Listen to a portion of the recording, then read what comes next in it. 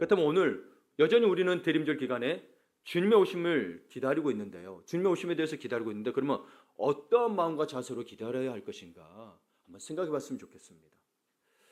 먼저 우리 인간은 범죄함으로 말미암아 하나님으로부터 떨어졌습니다. 분리되었다는 의미입니다.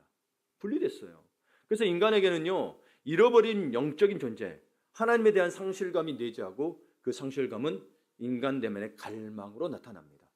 그래서 하나님께서 자신의 존재를 분명히 보이시기 전까지는 인간은 하나님을 잃어버린 빈자리를 끊임없이 다른 곳으로 채워가려고 합니다.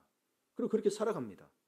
근데 하나님을 만나기 전까지는 결코 채워질 수 있는 갈망이 있는데, 근데 그걸로 채우려고 하죠. 여러분께서 채워지지 않는 게 뭐냐면 돈, 사랑하는 사람, 원하는 건강, 자식들의 성공 등으로 해소될 것 같지만 여러분 그렇지 않다는 것을 우리는 번번이 경험하고 있죠. 여러분 돈이나 사랑하는 사람, 건강, 성공이 나쁘다는 게 아닙니다. 우리가 잠시 잠깐 행복을 주는 게 맞아요. 하나님 주는 게 맞는데 이게 우리 안에 있는 진짜 영적인 갈망, 내적 갈망을 채워주는 건 아니라는 겁니다. 예. 여러분 사회학자들도 연구를 해서 보니까 인간이 어느 정도 수준의 돈을 가지면 그 다음부터는 뭐 만족이고 뭐가 없대요. 그냥 있는갑다 그런대요. 그렇다고 해서 자기 마음이 공허함이 다 채워졌냐? 그게 아니란 겁니다. 오늘 설교 전에 이야기했지만 여러분 사랑하는 사람을 정말 만났다고 해서 내 공허함이 다 채워지느냐? 그러지 않다는 겁니다. 또한 자식들의 성공을 해서 우리가 불안해, 자식들에 대한 문제가 해결되는 거지 여러분 마음의 그 영적인 공허함이 채워지는 건 아니라는 겁니다. 그렇다면 여러분에게는 묻습니다. 오늘 시편 기자가 시인이 이야기할 때 1절에서 이야기합니다. 하늘에 계시는 주를 향하여 자기는 눈을 향하여 들고 있다고 합니다. 여러분의 첫 번째로 묻고 싶습니다. 하늘에 계시는 주를 바라보고 있습니까? 갈망하고 있습니까? 예. 그렇다면 우리 한번 정말 갈망하고 있는지 한번 보도록 하겠습니다. 여러분 우리 모두 행복하고 싶죠. 행복 아주 좋은 겁니다. 행복을 마다할 사람은 아무도 없습니다. 그래서 어떤 사람들은 이 행복을 위해서 자신의 노력으로 열심히 행복을 획득하려고 소망하며 살아갑니다. 밤낮 일합니다. 열심히 돈 벌었습니다. 그러나 가족이 모른다고 하는 경우도 꽤 많습니다. 예. 또 어떤 사람들은 자조적인 자세로 행복을 포기한 채 살아갑니다. 저 같은 경우가 그랬습니다. 뭘 해봐도 재미도 없고 기쁨이 없는 겁니다. 게임도 빠져보고 뭐 어디 놀러도 다녀보고 연애도 다 해봤지만 여러분 그걸로 제 마음에 채워지지는 않았어요. 그래서 저는 정말 그러면서 하나님을 더 갈망하기 시작했던 거. 하나님을 정말 만나기 전까지는 뭐예요? 그냥 이대로 살다가 그냥 가자. 예. 돈 필요하면 나가서 노가다도 뛰고 아르바이트도 해보고 그렇게 공부했어도 공부에 대한 내가 뭐 때문에 목적이 없으니까 공부에 없으니까 그렇다는 거죠. 근데 여러분 어쨌거나 노력하는 사람이나 자조적인 사람이나 부인할 수 없는 것은 이 모두에게는 갈망이 있다는 사실입니다. 무엇인가에 대해 갈망이 있다는 거예요. 행복해지고 싶은 갈망이 있다는 거예요. 뭔가 내 마음이 편해지고 싶은 갈망이 있는데 사실 여러분이 행복해지고 싶은 갈망, 내 마음이 편해지고 싶은 갈망의 그 이면에는 어떤 뭔가가 들어있냐면 현재의 삶에 대한 깊은 불만족이 있기 때문에 행복을 바라는 거죠. 만약 여러분이 다 만족스럽다면 여러분 행복을 바라고 그렇겠습니까? 아니죠. 어떤 게 만족스러울 수 있어도 어떤 건 또 안 만족스러울 수 있는 게 있거든요. 그러니까 여러분이 행복을 바라는 것은 결국 내 마음속에 다른 이면은 뭐예요? 불만족스러운 게 있다는 거예요. 근데 그걸 갖다가 뭐예요? 내가 행복하지 않아라고 표현한 것뿐인 거예요.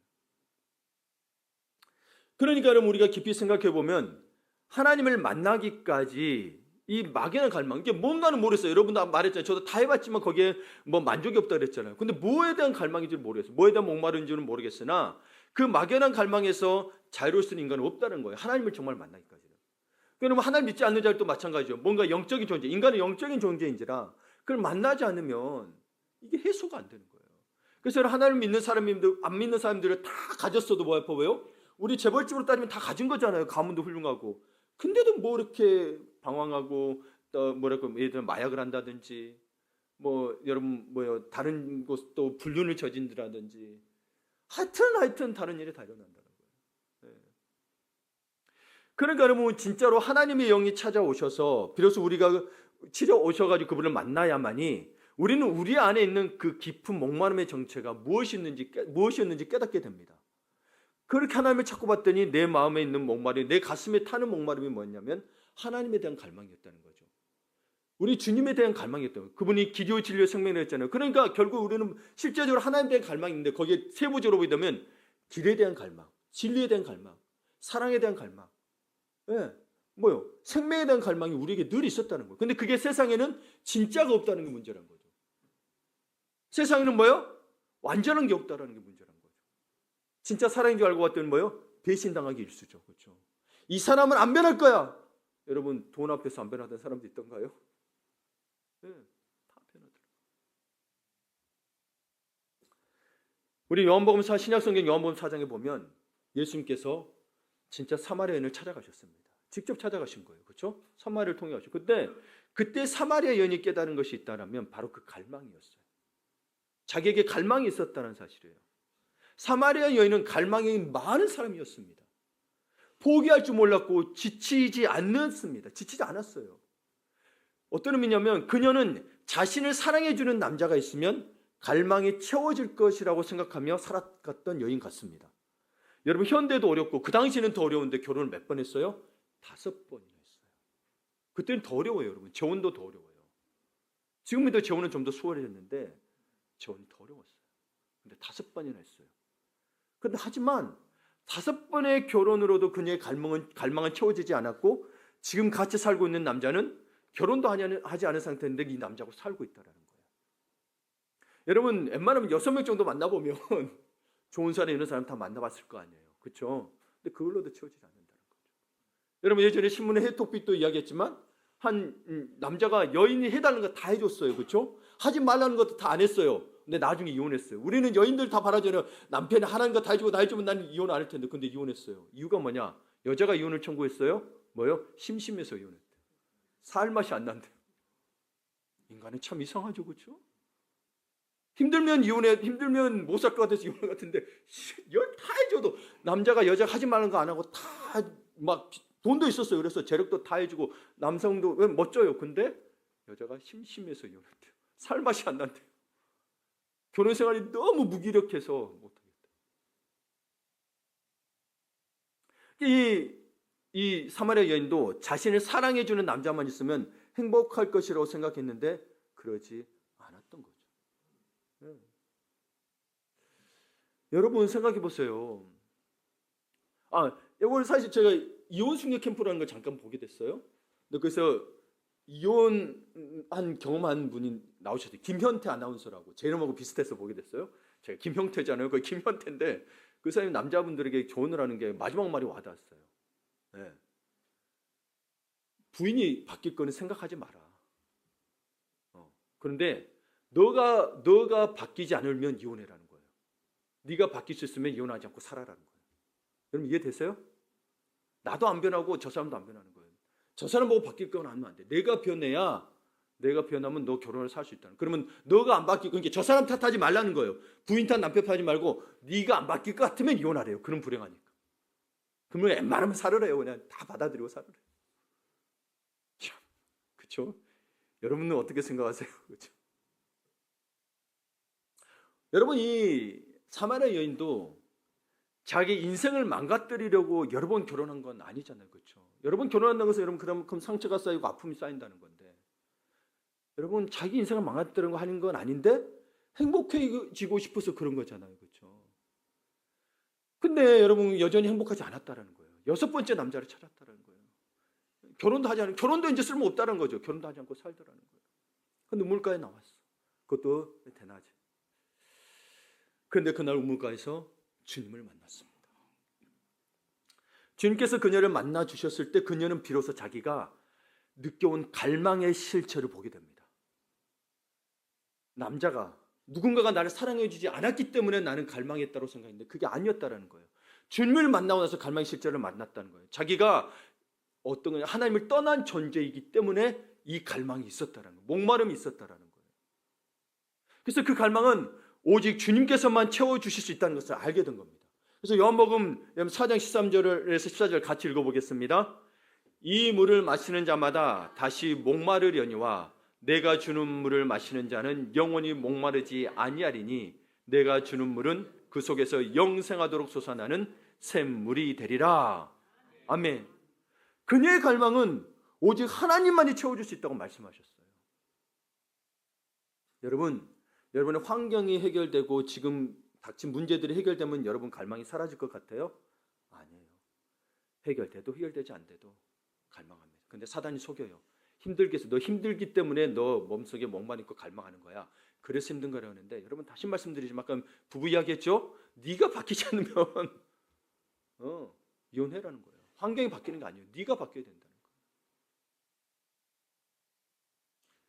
여러분 저는 하나님의 은혜를 받은 사람입니다. 그렇다고 해서 하나님이 무한하신 은혜가 얼마나 큰지 다 알지는 못합니다. 아무리 제가 표현한다고 해도 부족할 거예요. 그래서 우리 찬송가 그랬죠. 하늘을 두루마리 삼고 바다를 먹물 삼아도 다 이룩할 수 없겠다고.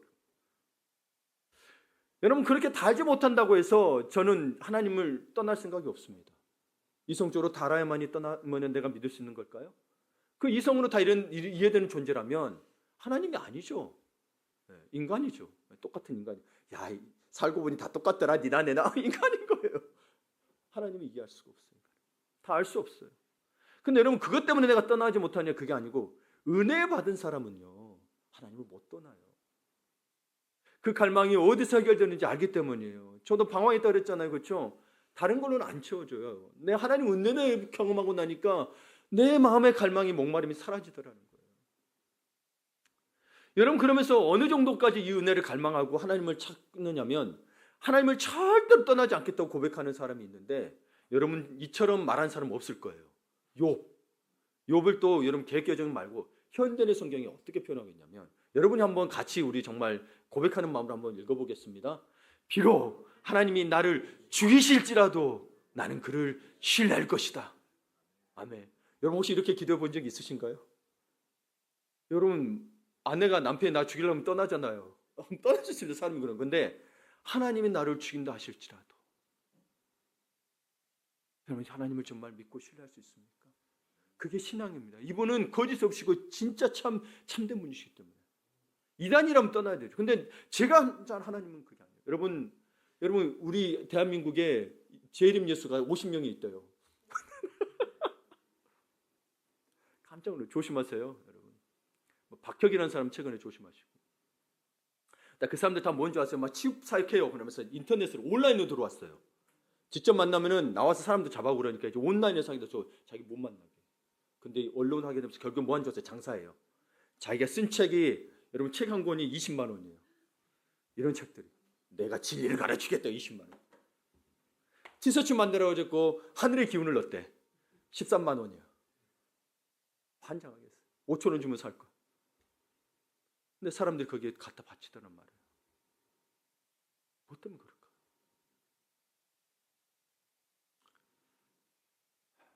그러니까 여러분 하나님 정말 믿으세요? 정말 하나님을 사랑하면 거의 진리로 구별한다. 분별이 돼요. 그 분별을 못하는 건 정말 하나님 믿는 게 하나님 이야기하는데 하나님 믿는 게 아니에요. 근데 나는 속상해. 그 사람들이 너무 속상해. 그 넘어간 사람. 뭐 내가 미워해 그 사람들 내가 가서 내가 때문에 내 마음에 분노 품어봐야 내 마음은 손해잖아요. 거기에 넘어가는 사람이 너무 불쌍해. 주연패 기도 하나님 좀 그 사람들 좀. 근데 솔직히 근데 속인 사람 보면 욕 나와요. 나쁜 놈들이잖아요, 솔직히. 네, 여러분 그러니까 여러분 그 사람들의 갈망은 근데 이단을 쫓아오는 사람들의 갈망은 진짜 하나님을 찾게 하는 게 아니고 이 세상에서 잘 되기를 바라는 사람들이 대부분 99%가 그렇습니다. 정말 몰라서 넘어간 사람 빼고는 여러분 다 이 땅에서 뭐 잘 먹고 잘 살라고. 그 하늘의 기운을 잘 먹고 잘 받으려고 13만 원짜리 티셔츠를 사는 거예요. 5천 원이면 살 거예요. 책 별거 없어요. 성경 이상하니 벗겨가지고 뭐 정도령이니 뭐 유교니 뭐니 갖다 섞어 놓은 거 가지고 22만 원. 환장하겠어요. 네. 여러분 정말 주님을 만난 사람에게는요 주님께서 주시는 갈망이 있습니다. 주님을 만난 사람, 거듭난 사람, 하나님의 자녀에게만 주어지는 특별한 갈망이 있습니다. 바로 뭐냐면 하나님을 바라는 갈망입니다. 진리를 진짜 진리, 진짜 하나님을 찾는 바라는 갈망인 거예요. 이렇게 하니까 내년에 그렇게 할 거가 아니라 진짜 하나님이라는 거예요. 이것이 거듭난 그리스도인들만이 가지는 갈망이에요.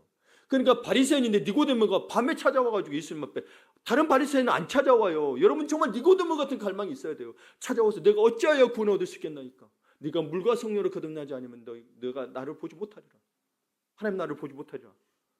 니고데모 나중에 그 모습으로 나타나죠. 여러분 정말 늘 진심으로 하나님을 갈망하시나요? 예. 도널드 히튼이는 이렇게 말했어요. 어떤 사람이 하나님을 갈망할 때 그가 그렇게 하도록 만드는 것은 그 사람에 있는 비밀스러운 생명이다. 이게 하늘로부터 온 거니까요. 근데 본성대로라면 그는 하나님을 그토록 갈망하지 않을 것이다.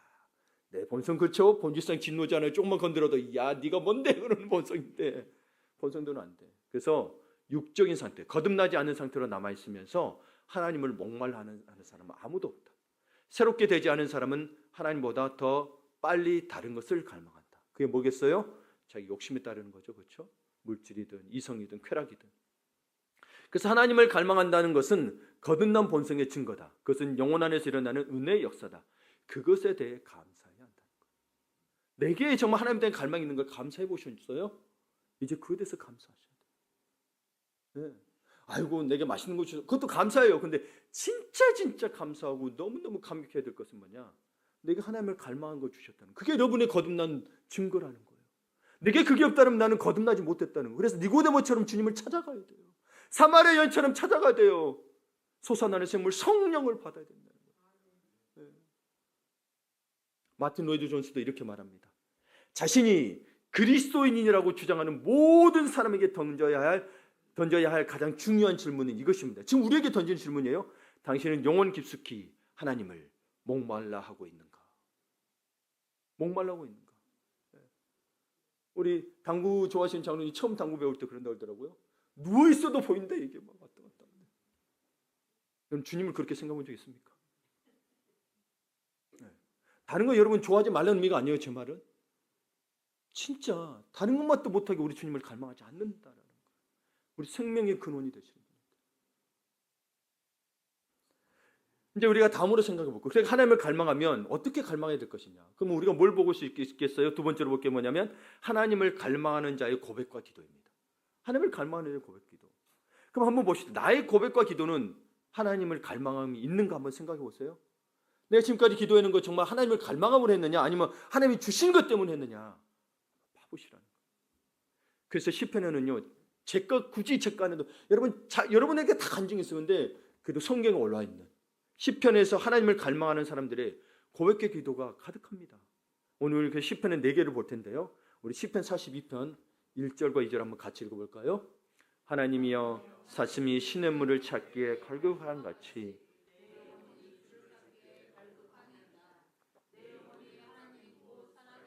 하나님을 갈망하나니 내가 어느 때에 나가서 하나님의 얼굴을 배울까? 아멘.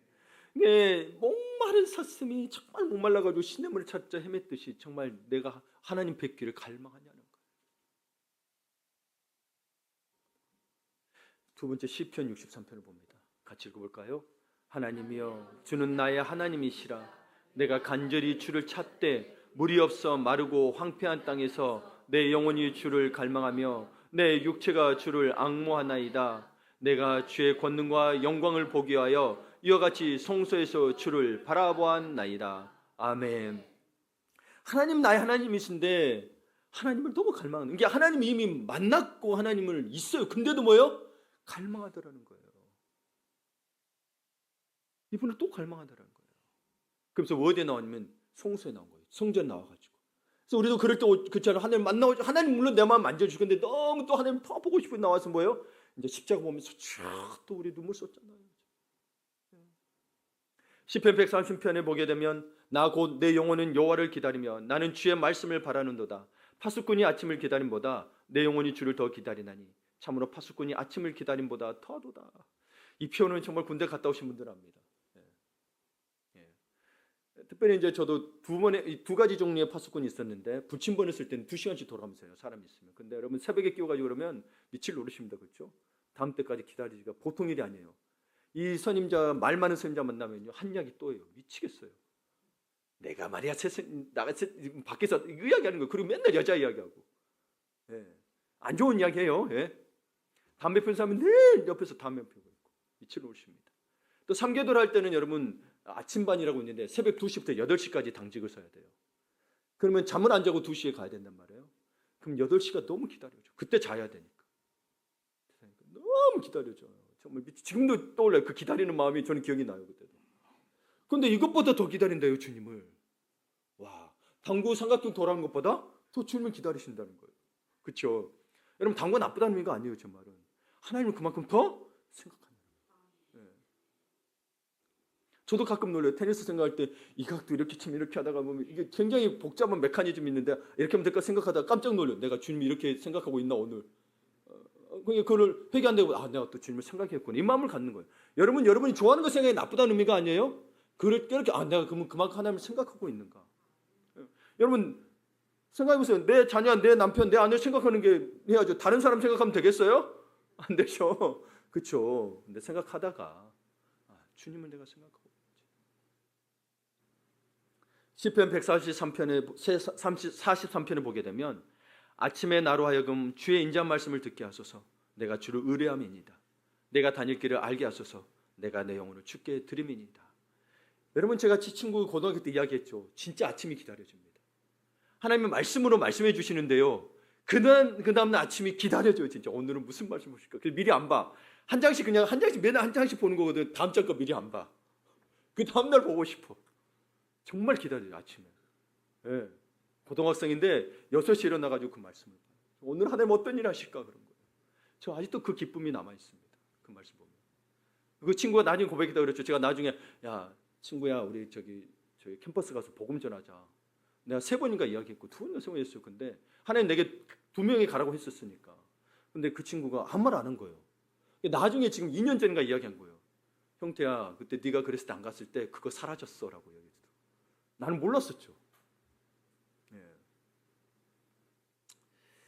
여하튼 여러분 이 갈망하는 고백들 여러분이 주님을 정말 갈망하는 이 고백들을 가슴 깊이 공감할 수 있나요? 바로 이게 제 마음이요 라고 말할 수 있나요? 다른 건 갈망해 봤는데 정말 하나님을 갈망해 봤는 거예요. 예. 여러분 정말 이런 갈망은요. 정말 주님을 찾고 하나님에 대한 갈망이 있으면 어떤 길로 이끄냐면 은혜를 깨닫게 됩니다. 예. 세상의 영이 있는데 거기 말고 하나님으로부터 온 영이 너희 은혜를 깨닫게 한다고 그랬잖아요. 고린도서에. 그리고 그 은혜를 깨달으면 뭐로 이끌어간 줄 아십니까? 순종으로 이끌어갑니다. 예. 억지로가 아니라 순종으로 이끌어갑니다. 그래서 오늘 은혜와 순종을 우리가 세 번째로 봐야 될 게 그 은혜와 순종인데 2절을 보게 되면 상전의 손을 바라보는 종들의 눈같이 여주인의 손을 바라보는 여종의 눈같이 우리의 눈이 여호와 우리 하나님을 바라보며 우리에게 은혜 베풀어 주시기를 기다리나이다. 고대 사회에는 종들의 생살 여타권을 죽고 사는 문제를 주인이 가지고 있었죠. 왜냐하면 종은 주인의 소유물이기 때문이었습니다. 그래서 종들은요 주인을 잘 섬기기 위해서 여러분 깨있을 때는 뭐요? 주인의 손끝 하나에 신경을 곤두세워야 했다는 거예요. 그렇게 곤두세웠대요. 우리도 우리의 눈이 종의 심정으로 주목해야 하는 것이 있다는 거예요. 종의 심정, 손끝을 바라보면 막 뭐할까 이렇게 마음으로 주목해야 하는 게 그게 뭐냐면 우리의 눈이 먼저 뭐예요? 여호와 우리 하나님을 바라보며 1절은 뭐예요? 하늘에 계신 주를 하늘을 보라는 거예요. 주님을 보라는 거예요. 예? 바라보면 뭐를 기다리는 거예요? 우리에게 은혜 베풀어 주시기를 기다리나이다. 은혜 베풀어 주시기를. 3절에 보면요 이 말을 2번이나 반복합니다. 여호와여 우리에게 은혜를 베푸시고 또 은혜를 베푸소서. 여러분 글로 남길 때는 시편도 문학적 장르 하나거든요. 2번, 3번 반복된다는 건 뭘 의미해요? 중요하고 강조하고 있다는 거죠. 제발 은혜를 베풀어 달라는 거예요. 간절함이 담겨져 있는 거예요. 왜 그 베풀어 달라는 줄 아세요? 여러분 성경책 3절 뒤에 보세요. 왜냐하면 심한 멸시가 우리에게 넘치기 때문이라는 거예요. 4절에 더 구체적입니다. 4절을 같이 읽어봅니다. 안일한 자의 조소와 교만한 자의 멸시가 우리 영혼에 넘치나이다. 안일한 자의 조소와 교만한 자의 멸시. 여러분 이 안일한 자가 뭘까? 히브리어로 사바라는 뜻이거든요. 안일하다. 무슨 뜻이냐? 포식하다. 실컷 먹어 배불리다는 거예요. 그러니까 오만하게 배불러 수 있다는 거예요. 그럼 이 배경이 뭐냐? 안 믿는 자들이 하나님이 없다고 하는 자들이 하나님을 안 믿는 자들이 잘 먹고 잘 살아요. 높은 지위에 가졌어요. 근데 이 시인은 믿는 자예요. 가난해요. 어느 정도 가난한지 모르겠어요. 어느 정도 있을 수도 있죠. 하여튼 이 사람보다는 못 살아요. 그런데 뭐 높은 자리도 아니야. 그러면서 이야기해. 너는 하나님 믿는다더니 가장 뛰어난 하나님을 위대한 하나님을 너는 나보다도 못하네. 이렇게 배부르고 있으면서 교만하게 멸시한다는 거예요. 이 표현이 공동번역으로 너무 잘 표현이 되어 있어요. 한번 같이 읽어볼게요. 공동번역 자 시작. 배부른 자들의 비웃음 소리, 교만한 자들의 그 모멸 이제 그만 지긋지긋합니다. 그러니까 여러분, 왜 은혜를 베풀어 달라면 이 세상이요, 나를 안 믿는 자들이, 하나님 없다는 자들이 나를 비웃고 있다라는 거예요. 나를 멸시하고 있다라는 거예요. 그래서 이 시는 자신이 그래서 힘이 없고 연약하니까 안 갚음해 달라는 거, 복수해 달라는 게 아니고요, 자신의 처지가 참으로 공고하다는 거예요. 어떤 게 공고하냐면, 자기 공고하다는 뜻이 뭐냐면 형편의 처지가 너무 안타깝고 어렵다라는 거예요. 우리 우동동 권사님 계시지만 갑자기 젊을 때 사랑하는 남편이 하나님 곁으로 갔을 때 얼마나 공고했겠어요. 뜬금없잖아요. 진짜 뜬금없잖아요. 진짜 가슴 아프는 거예요. 저희 아버지도 물론 50대, 이제 저도 그 아버지 50대 중반에 돌아가셨는데, 제 나이도 그 나이가 곧 돼가는데, 정말 그렇게 가실 줄 알고도 안 걸으셨기 때문에 알고도요, 정말 뜬금없었어요. 네. 공고했어요. 진짜 다들 울고, 장례식장에서도 그렇게 안 울다가 집에 와서 며칠을 울었어요. 진짜 공고해요. 어떻게 살았지? 집이 없고 그런 문제가 아니에요. 너무 공고했어요. 우리 각자도 참으로 공고합니다. 네. 그러니 여러분, 이 배부른 자의 비웃음소리, 너 하나님 믿는다며 이렇게 멸시하는 소리 속에서 여러분, 이 세상에 하나님의 은혜 없이 살아갈 수 있겠습니까? 안 되죠. 나는 복수할 힘도 없어. 여러분, 솔직히 우리 싸운 거 싫어하니까 저 사람 복수하고 싶은 마음도 안 생겨. 그렇죠? 싸우기도 싫어. 그냥 피하고 싶지. 그렇죠? 힘 있는 사람이랑 같이 싸우지요. 이렇게 욱하는 사람이랑 같이 싸우죠. 여러분, 싸우기 싫어하는 사람들, 저 사람 나를 아무리 괴롭혀도 싸우기 싫어요. 왕따 당하는 애들이 그런 애들이 많은 거예요. 싸우기 싫은 거예요. 하나님 앞에 복수 달라는 게 아니라 내게 은혜를 베풀어 달라는 거예요. 시편 121편에도 이 시인과 같은 마음으로 고백한 자가 있습니다. 내가 산을 향하여 눈을 들리라. 나의 도움이 어디서 올까? 나의 도움은 천지를 이루신 여호와에게서로다. 시는 그 도움이 주님으로부터 온다는 사실을 잘 알고 있습니다. 왜요? 오늘 이 시인도 그렇죠. 하늘에 계시는 주여, 내가 눈을 들어 주께 향하여다. 왜 향하여 주님께 눈을 들었어요? 교만한 자의 조롱, 안일한 자의 조롱, 교만한 자의 멸시가 있으니 내 이 세상에 이렇게 사는 게 너무 힘들다는 거예요. 여러분, 이 시인의 마음이 공감되시나요? 그래서 여러분, 때로는 그렇죠, 다 내버려두고 또 아무도 없는 곳으로 가고 싶죠. 그렇죠? 이것은요, 하나님의 자녀들이 이 세상을 살면서 경험하는 심정인 거예요. 네. 세상 사람들은 복수해야 된다 그러죠. 부모의 원수는 하늘 아래 같이 살 수 없다면서 대대로 복수가 내려갑니다. 네. 근데 우리는 그렇지를 못해요. 그렇죠? 여기 계신 분들은 그럴 거예요. 안일한 자와 교만한 자가 늘 조롱합니다. 가정에서, 직장에서, 학교뿐만 아니라 교회 공동체 안에서까지도. 그러니까 여러분, 진짜 주님의 은혜 없이는 살 수가 없는 거예요. 주님 없이 이 은혜가 없는 자들은 실제로 스스로 목숨을 끊기도 해요. 우리만 그런 게 아니고 믿는 자들만 그런 게 아니라는 거예요. 그런데 여러분, 이 은혜를 받게 되면 뭐예요? 그 다음부터는 세상에서 내가 고달팠지만 그 은혜를 받게 되면 뭐예요? 주님을 위해 살겠다는 마음을 갖게 됩니다. 왜요?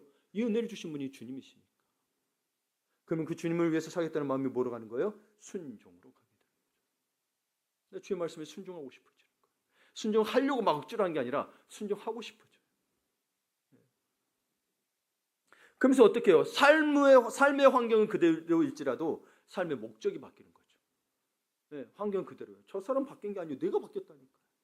내가 은혜를 경험했어요. 내가 은혜를 경험했어요. 은혜를 받은 데에도, 은혜를 받았다고 하는데도 여전히 자신만을 위해 살고 삶의 주인이 자기 자신이라고 생각하는 것은 불가능한 거예요. 진짜 은혜를 받으면요, 하나님의 능력이 나타나고요. 그것이 뭐예요? 우리 예수 그리스도를 닮아간다고 이야기하고 있어요, 성경은. 하나님의 능력이 없는 게 아니에요. 내가 진짜 안 믿은 거예요. 내가 그 은혜를 경험하지 못한 거예요. 물론 여러분, 그때 한 번에 바뀌냐? 그건 아닙니다. 우리는 숱하게 넘어지고 실패합니다. 그래도 다시 일어나서 주님을 의지한다는 거죠. 왜요? 이 길밖에 없으니까. 이것이 정상적인 신자의 마음인 거예요. 그런데 우리 교회 안에서 신앙생활하면서 기만하는 부분이 있습니다. 나를 속일 때는 자기 자신을 속이기도 하고요, 남을 속이기도 합니다.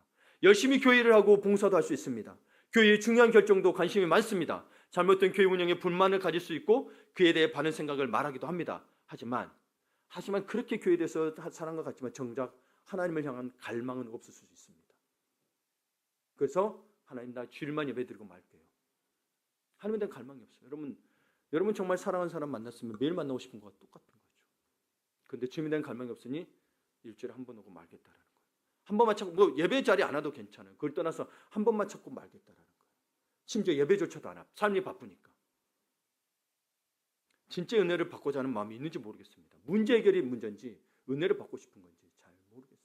은혜를 받고자 하면요, 하나님 찾게 돼 있습니다. 환경 우선 안 바뀌어요? 내가 바뀌게 돼요. 여러분 그걸 잘 보셔야 돼요. 내가 아는 지식 많고 뭐 기도해야 된다, 뭐 말씀 봐야 된다 다 알아도 하나님을 갈망하지 않으면 그건 말뿐인 거예요. 스스로 속이 자기 구원받다고 속고 있는 거예요. 이런 일이 생각보다 많다는. 왜 제가 이렇게까지 이야기하냐면 봐보세요. 저만 이야기한 게 아니에요. 조나단 웨더즈가 신앙 감정론이라는 책을 썼어요. 신앙 감정은 뭐냐면 신앙을 받을 때 감정도 있잖아요. 근데 진짜 신앙이냐 감정이냐라는 걸 구분해야 된다는 거예요.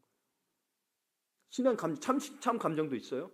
뭐라고 하냐면 거짓되고 기만된 기쁨과 신앙 감정은 은혜를 받은 후에 사실은 구원의가 아니라고 돼 있죠. 그 욕구가 사라지거나 줄어든다. 네. 하나님 막 하나님께서 살 것처럼 같은데 한 2, 3일 지나니까 뭐예요? 자기 또 옛날로 누르려나 옛날로 돌아간다는 거예요. 그는 자기 죄가 사해졌기 때문에 자신이 천국에 갈 것이라고 확신하고 만족한다. 그러나 은혜와 거룩을 갈망하지 않는다. 여러분 이게 문제인 거예요. 우리가 천국에 갈 확신하고 좋아. 내가 천국 확신이 있어. 근데 뭐예요? 은혜 받았던 거 좋아. 저 은혜까지 좋다. 그런데 거룩하지 않으려고 그래요. 아, 다른 사람들 다 이렇게 하는데요? 아, 그 정도까지 신앙생활 해야 돼요? 아니 뭐 그 정도만 하면 되지 않나요? 여러분 기준은 분명히 어느 정도 해야 된다는 기준은 없는데 내가 거룩하니 너희도 거룩하라 했잖아요. 그럼 거룩을 갈망하게 돼 있으면 세상의 것으로 떠나가고 하나님을 찾게 돼 있다라는 거예요. 횟수나 뭐 100번 해야 된다 이런 게 아니에요. 10번이든 100번이든 뭐예요? 진짜 하나님에 대한 갈망이 있냐는 거예요. 그러면 거룩에 대한 갈망이 있다라는 거예요. 죄로부터 멀어진다는 이야기인 거예요. 죄로부터는 멀어진 문제가 아니라 뭐예요? 하나님과 친밀해지기를 원한다는 사실인 거예요. 죄만 안 짓는다고 해서 내가 구원의 확신이 있으면 안 된다니까요. 거룩을 다시 한번 생각해야 돼요. 거룩은 여러분 세상과 구별된 삶이에요. 그럼 뭐예요? 내가 말씀과 기도로 살지 않은 삶이 어찌 거룩하다고 말해요? 거룩이 누구로부터 오는 건데? 하나님부터 오는 거지. 내가 죄 안 지고 내가 착하게 사는 게 거룩함이 아니라니까요. 거룩은 나로부터 나오는 게 아니에요. 나의 삶으로부터 나오는 게 거룩이 아니에요. 하나님으로부터 오는 거예요.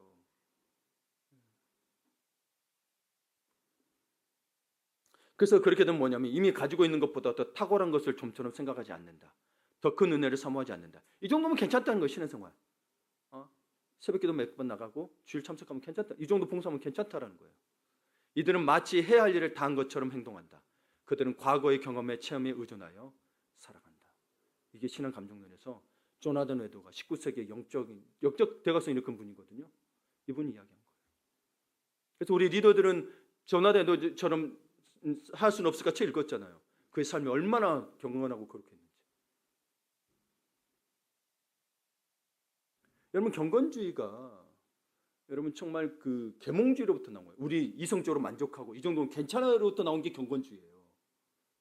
17세, 18세 겪으면서 사람들이 다 자기 이성으로 해보니까 그래 하나님은 안 오셔도 된다는 거예요. 자기들이 다 안다는 거예요.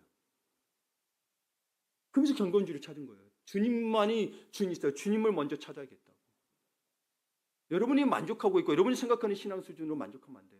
정말 주님이 기뻐하시는 거예요. 어떤 사람은 10번도 되겠지만 어떤 사람은 100번 해야 되는 거예요. 주님이 기준이 돼야 돼요. 자신이 기준이 되면 안 돼요. 그래야 내 삶의 주인이 하나님이지. 내가 정해놓고 내가 그런다면 내 삶의 주인은 나죠. 그리고 행위로 말미암은 경건하게 되는 거죠.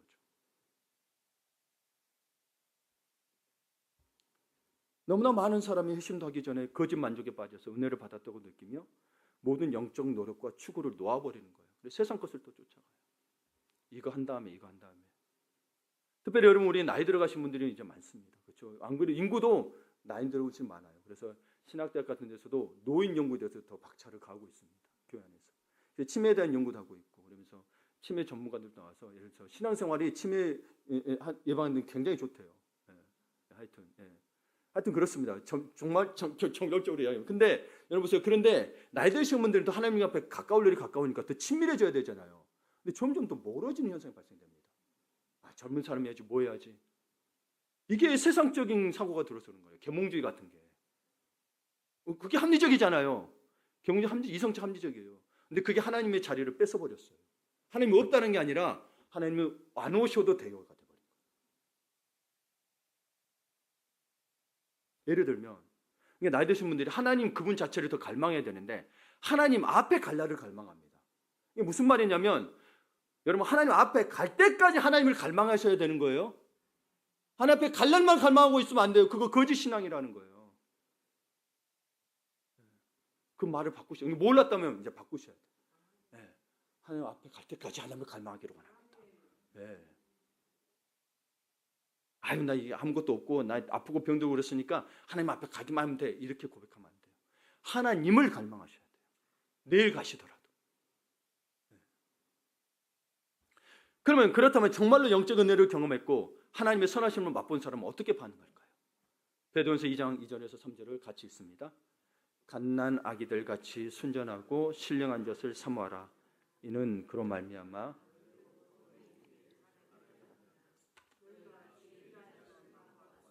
그리하라. 아멘. 사도 베드로가 뭐라고 얘기하냐면 너희가 주의 인자하심을 선하심을 맛보았으면이라고 말합니다. 하나님의 선하심을 맛본 사람만이 영적인 젖을 먹고 싶어 한다는 말입니다. 내가 왜 먹어야 돼가 아니라 하나님의 선하심을 먼저 맛본 거예요. 인자하심을 맛본 거예요. 그러니까 다른 사람을 용서할 수가 있는 거예요. 하나님의 인자하심을 맛보지 못하면 다른 사람 용서를 못합니다. 아까 말했죠? 다 네 탓인 거예요. 근데 그 안 믿는 사람 같은데 그 아나운서도 이야기하잖아요. 네가 바뀔 생각 없으면 이혼해라. 저 사람 바뀌기를 기대하지 말라는 거예요. 근데 우리는 다 뭐예요? 저 사람 탓하고 있다는 거예요. 내 아내가, 내 남편이, 내 자식이. 여러분 아이들은 배가 고프면 젖을 달라고 밤이건 낮이건 상관없이 웁니다. 우리도 뭘 위해 울어야 돼요? 순종한 순전하고 신령한 젖이 뭐예요? 하나님 은혜요, 하나님 말씀인 거예요. 말씀에 은혜가 있는 거예요. 그래서 그래도 그렇게 우리도 하나님 은혜를 사모하고 말씀을 사모해야 되는 거예요. 성경 공부로 말한 게 아니라는 거죠. 계속 이야기하죠. 성경 공부가 아니에요. 하나님 말씀 아는 건. 그럼 봐봐요. 성경 공부할 때는 뭐예요? 자기 아는 거 다 자랑해요. 근데 그렇게는 안 살아. 기도해야 되는 거 안 해. 근데 본인은 기도 안 해. 주님께서 내 마음 아시겠지? 아시죠. 아시는데 당신은 왜 하나님께 사랑의 마음을 안 드리냐는 거예요. 하나님은 변한 적 없어요. 그러니까 봐보세요. 하나님의 인자심을 맛보지 않은 사람에게 어떤 일이 일어나냐면 아니 그렇게까지 하나님 말씀 보고 듣고 해야 되는 거야? 아니 한 번만 예배 참석하고 해도 여전히 사랑하시고 은혜 주시는 분이셔. 맞아요. 100% 맞는 말이에요. 여전히 우리 사랑하고 은혜 주시는 분 맞아요. 하나님 우리 사는 건 변한 적이 없어요. 저는 묻고 싶은 건 정말 당신이 주님을 사랑하냐는 거예요. 주님을 사랑하는데 여러분 그냥 한 번씩만 만나요? 여러분 좋아하는 뭐 있어요? 좋아하는 거 뭐 있어요? 뭐 좋아하는 거 맞아. 도박하는 사람들은 도박이 매일 떠오르는 거예요. 사랑하니까. 그러니까 여러분 신앙생활에서 하나님을 정말 사랑한 게 맞냐는 거예요. 하나님을 사랑하면 하나님 말씀 듣기를 사모하고 보기를 사모한다는 거예요. 내가 모르면 그 자리에 가서라도 사모하는 거예요. 그래서 여러분 도난노소원에서 말씀 듣다가 졸다가 떨어지는 사람들이 다 꽉 차 있으니까 청년도 아침부터 저녁까지 일하다 왔어.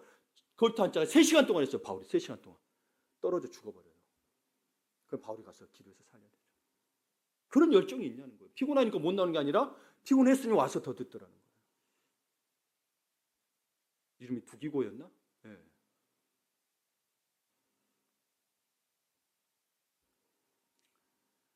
조나단 웨드워즈는 또 이렇게 이야기합니다.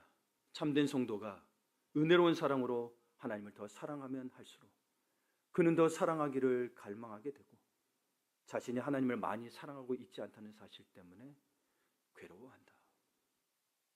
여러분 교회에 더 많이 오라는 의미가 아니에요. 저는 청년 때부터 계속 이 회개는 끊이지 않고 하고 있습니다. 하나님, 내가 하나님을 더 사랑하지 못해서 죄송합니다. 내가 하나님을 더 사랑하지 못해서 죄송합니다. 내가 더 하나님을 사랑하지 못해서 죄송합니다. 여러분 스스로 만족하지 마세요. 진짜 사랑은 목마릅니다. 왜냐면 우리가 지금 하나님과 떨어져 있거든요. 떨어져 있다니까요. 죄로 말미암아 분리되어 있다고. 사람에게서 참 사랑을 찾으려고 하지 마시고 참 사랑을 해줘야 되는데 진짜 주님의 사랑을 경험해 보면 압니다. 얼마나 깊은지. 여러분의 목마름이 다 채워집니다. 제 아내는 알아요. 저도 새벽 2시나 3시쯤 깨져요. 그럼 주님 찾아요. 근데 이제 누워서 하다 보니까 누워서 하니까 너무 이제 앉아서 좀 하니까 마음에 평안이고 더 기쁨이 더 와요. 잠이 안 오면 기도해야지 뭐 하겠어요. 딴짓 하겠어요. 그렇죠? 자꾸 핸드폰에 손에 가려고 그러지만 내려놨다가 또 시간 보려니까 봤다가 하면 시간 보다 보면 딴 게 보잖아. 그래도 또 주님 찾고. 우리 그런 거예요. 우리 그런 거예요. 우리가 지금 출애굽기 보고 있지만 모세는 누구보다도 하나님의 은혜를 많이 체험한 사람입니다. 그렇죠? 시내산에서요 하나님 인재 속으로 들어가 하나님과 오랜 시간을 보내죠. 40일 동안도 보내요. 그리고 또 임명할 때는 불렀는데 모세는 들어갔는데 여호수아는 여기 있고 또 족장들은 저 아래 있어. 우리 지금 출애굽기 33장에 32장 봤는데 이스라엘 백성이 금송아지를 만들었어. 그래서 성막 진영 안에는 하나님이 안 들어갔어요. 그래서 회막을 밖에 둬. 밖에 두면 뭐요? 모세는 또 회막에 들어가. 그러면 주님의 임재가 있으면 구름 기둥이 있어. 여기 앞에서 뭐요? 여호수아는 문 앞에서 거든요. 백성들 어디 있는지 아세요? 장막에서 멀리서 보고 있어. 여러분 어느 위치에 서 있겠습니까? 백성들 늘 배신했습니다. 그러고도 받고도 하나님의 능력을 보고도 하나님의 임재를 보고도 여러분 배신했어요. 우리 봐보세요. 하나님 나 경험했어, 체험했어, 간증했지만 하나님 봐보세요. 하나님 정말 예배하고 계십니까? 정말? 목숨 걸고 주일 예배 지키십니까? 하나님의 임재를 사모하십니까? 갈망하십니까?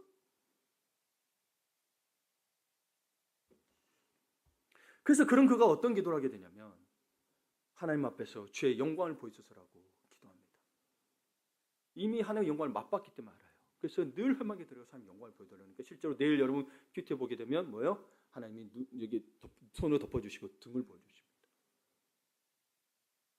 진짜 모습 부러워 죽겠습니다. 하나님이 이런 모세의 기도 응답하셨죠. 보여주신 거예요. 그러면 여러분 그가 한번 봐보세요. 그가 어떤 자기 의로 여러분 광야 생활 40년 했겠어요? 봐보세요. 애국 생활 40년, 미디안 광야 40년, 그 다음에 출애굽에서 40년. 여러분 인생에 쉬운 게 있었나요? 모세도 봐보세요. 자기 정체성 없이 40년 애국에 살았어요.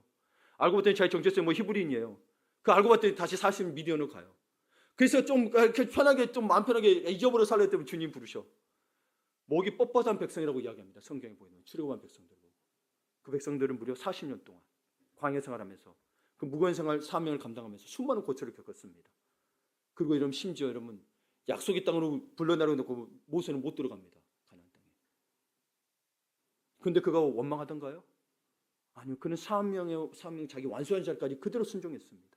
그렇게 인내하며 갈 수 있는 이유가 뭘까요? 우리는 원망했죠. 하나님 저곳이라도 들어가게 해줘야 되는 거 아니냐고. 모세는 그러지 않았어요. 물론 간청은 했습니다. 모세가 하나님의 영광을 보았기 때문입니다. 우리 이게 중요합니다. 여러분 우리 출애굽기 지금 33장과 32장을 봤는데 거기 보면 하나님 뭐라고 이야기하냐면 이들이 금송아지 지고 우상 숭배한 다음에 이렇게 이야기합니다. 너 모세야 그들을 약속의 땅으로 데려가. 적과 꿀인 가나안 땅 데려가. 그래놓고 뭐라고 하셨어요? 나는 근데 너희와 동행하지 않을게. 여러분 우리가 부와 물질 다 가질 수 있습니다. 적과 꿀은 그렇게 해석할 수도 있죠. 가질 수 있어요. 여러분에게 1000억을 줬어요. 근데 뭐예요? 주님이 너하고는 동행하지 않을게. 근데 시대에 뭐요? 제 물질의 신앙을 믿음을 팔아먹는 사람들이 많다는 거죠. 정말 주님을 갈망하시냐는 거예요.